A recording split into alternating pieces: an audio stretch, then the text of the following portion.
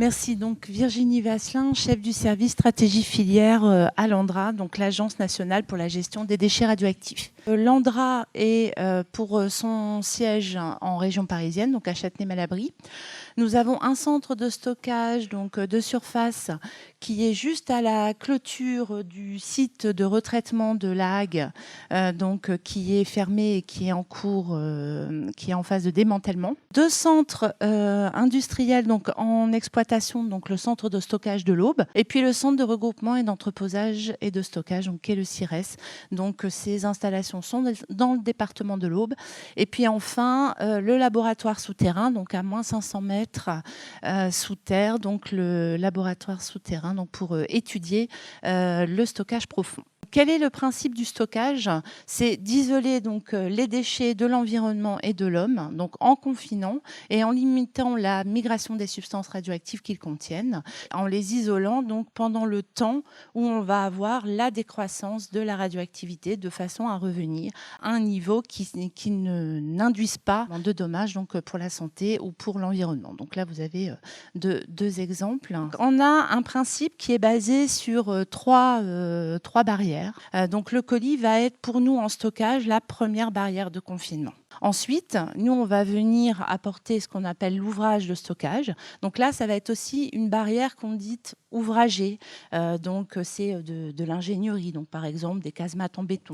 Et puis enfin, on va avoir un troisième élément, c'est l'environnement géologique qui va prendre le relais pour cette sûreté passive et qui va justement isoler et limiter la migration des substances radioactives. Pour plus de 90% de volume des déchets radioactifs, eh bien, nous avons des centres de stockage qui sont en exploitation et donc ces déchets sont gérés et envoyés en ligne vers nos stockages. Peut-être juste rapidement pour redonner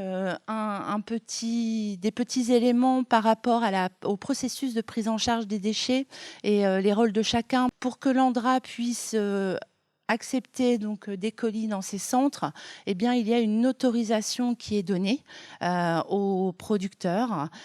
Donc cette autorisation, elle conduit en fait à étudier un dossier et ça va se traduire derrière en une approbation. Et avant toute expédition de ces colis, il y a un contrôle qui est fait au niveau informatique que le colis et toutes les caractéristiques du colis qui sont rentrées respectent bien les spécifications, donc les critères d'acceptation de nos stockages.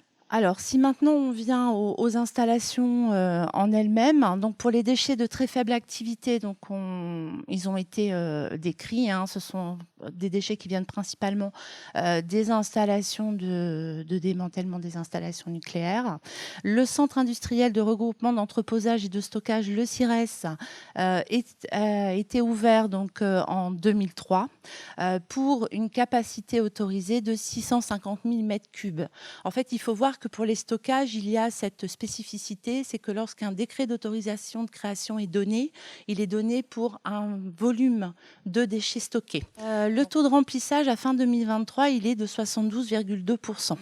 Les différentes évolutions techniques qui ont pu avoir lieu tout au long donc des 20 ans d'exploitation de ce centre ont conduit à pouvoir faire une demande d'augmentation de capacité à même emprise au sol donc pour ce centre pour environ 300 000 m3 de plus et a reçu donc un avis favorable. Donc là, vous avez quelques images. Donc le principe de ces déchets de très faible activité, donc ils sont placés dans le désalvéole, donc directement à même l'argile. Ensuite, ce que vous voyez, c'est de la grave qui est rajoutée donc par le petit engin donc dans la photo en bas. Et cette grave, elle va servir à immobiliser pour la tenue mécanique les colis, de façon à ce qu'après, quand on va mettre la couverture, eh bien, il n'y ait pas de vide. Donc, il n'y ait pas de déformation. Ce remplissage se fait sous une couverture mobile, en fait. Cette couverture mobile, qu'on appelle chez nous un prémorail, elle sert uniquement à isoler le temps de l'exploitation, donc de l'entrée d'eau. Parce que s'il y a bien ce qu'on redoute le plus pour les stockages et la gestion des déchets, eh bien, c'est l'eau qui viendrait dégrader les colis ou emmener la radioactivité à l'extérieur du stockage. Et l'objectif est derrière de remettre de l'argile et puis de végétaliser le stockage. Pour les déchets de faible moyenne activité à vie courte, nous avons une capacité autorisée de 1 million de mètres cubes et le taux de remplissage à fin 2023 était de 37,9%. Initialement, cette installation était prévue dans son premier rapport de sûreté pour être exploitée jusqu'à peu près les années 2040. Là, maintenant, on est plutôt sur les années 2070. Toutes ces images sont du centre de stockage de la Manche. Initialement, pour ce centre de stockage, il n'y avait pas d'alvéoles en béton. C'était les colis en béton qui formaient les alvéoles. Il y a eu par le passé des petits sujets autour de la couverture avec des colis qui ont pu bouger et donc faire qu'il y a eu des travaux à reprendre sur la couverture. Donc, tout ça a conduit la construction du centre de stockage de l'Aube. Et pour le centre de stockage de l'Aube, le REX a conduit à avoir directement des alvéoles en béton dans lesquelles on vient placer les colis. Puis ces alvéoles sont remplies et fermées avec une couche de béton et puis une couche imperméable. De la même façon que pour le CIRES, pour l'exploitation, vous avez une couverture mobile qui vient se placer au-dessus de ces alvéoles de façon à éviter l'entrée d'eau. Pour les déchets de faible activité à vie longue, vous allez avoir des déchets radifères, venant là du non électronucléaire. Des études sont en cours pour développer un projet pour stocker ces déchets de faible activité à vie longue. Les dernières étapes, c'est cette année, on a rendu dans le cadre du plan national de gestion des matières et déchets radioactifs des scénarios de gestion FAVL. On a élaboré un dossier d'options techniques et de sûreté pour un stockage à faible profondeur sur le site de la communauté de communes de Vendôme-Solène. C'est un site qui est très proche de nos sites en exploitation dans l'Aube. Pour les déchets de haute activité et de moyenne activité à vie longue, vous allez avoir des déchets provenant de l'exploitation des réacteurs ou autres installations, et puis des déchets issus du traitement des combustibles usés.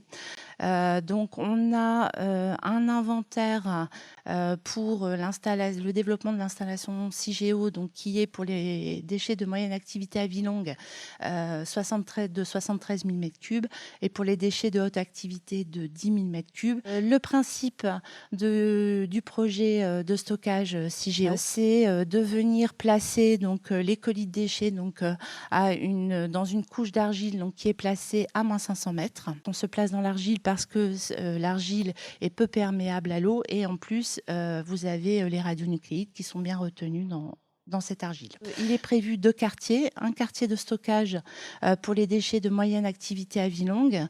Les fûts seront placés dans des conteneurs en béton, puis placés dans des alvéoles en béton.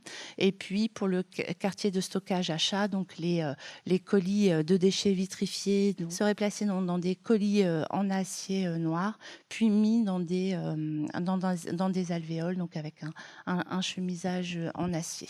2 zones pour accéder au stockage, une zone dite descendrie, notamment par laquelle descendraient les colis, et puis une zone puits qui servira notamment pour la ventilation de l'installation. La demande d'autorisation de création de CIGEO est en cours d'instruction, la demande de DAC ayant été déposée en janvier 2023. Merci pour votre attention. Merci.